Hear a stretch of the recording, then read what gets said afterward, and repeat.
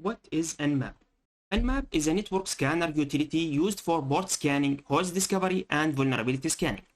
Most of its functions are based on using IP packet analysis to detect and identify remote hosts, operating systems, and services.